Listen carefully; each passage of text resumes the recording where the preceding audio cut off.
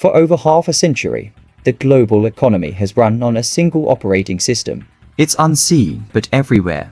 The lifeblood of global trade, the foundation of financial power, the US dollar.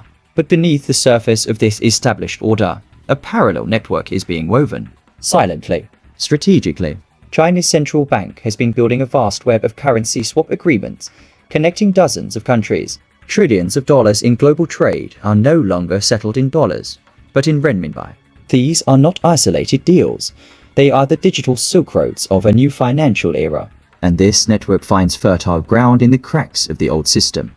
A severe shortage of dollars in many emerging economies has left them vulnerable, creating a vacuum that Chinese influence is eager to fill. For companies in these nations, the ability to transact business outside the dollar isn't just an option, it's a lifeline. And this shift is now being supercharged. The expansion of the BRICS alliance isn't just a political headline.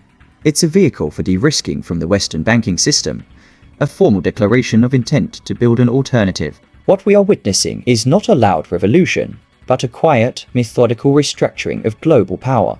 To understand the new map of the 21st century, you first need to see the invisible network being built beneath it. Stick with us.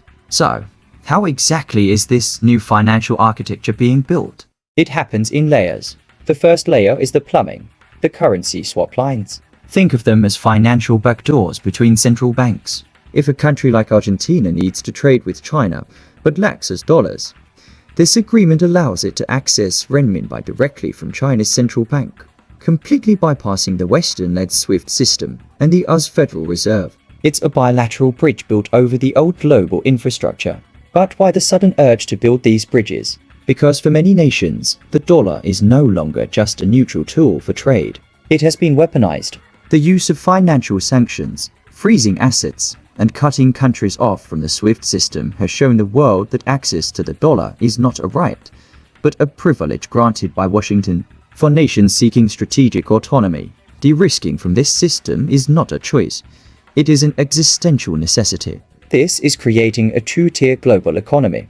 On one level, established trade with the West continues in dollars. But on another, a parallel system is flourishing. A Chinese company building a dam in Pakistan. A Brazilian mine exporting ore to Shanghai.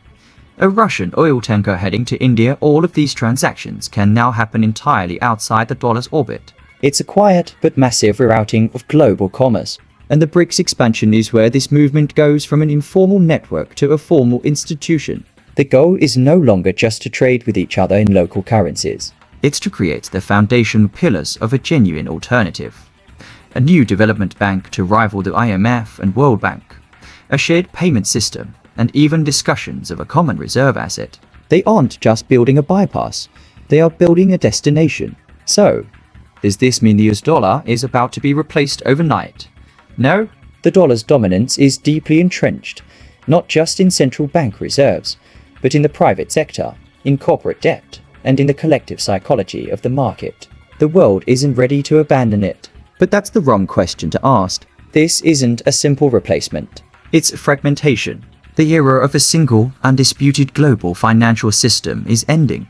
We are moving from a unipolar world of finance to a multipolar one. For decades, globalization was defined by integration into one system. Now, it's being redefined by the creation of parallel systems. This isn't just about China. It's about a broader desire for resilience, for sovereignty, for an escape hatch from a system perceived as both a tool and a weapon. The ultimate consequence will not be a world without the dollar, but a world where the dollar is just one option among others. A world with more friction, more complexity, and fundamentally, more competition.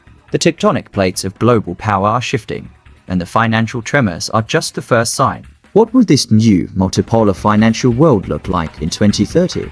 Let us know your predictions in the comments. And to continue exploring the hidden forces reshaping our world, make sure you are subscribed and have enabled notifications. The biggest stories are often the ones told in silence.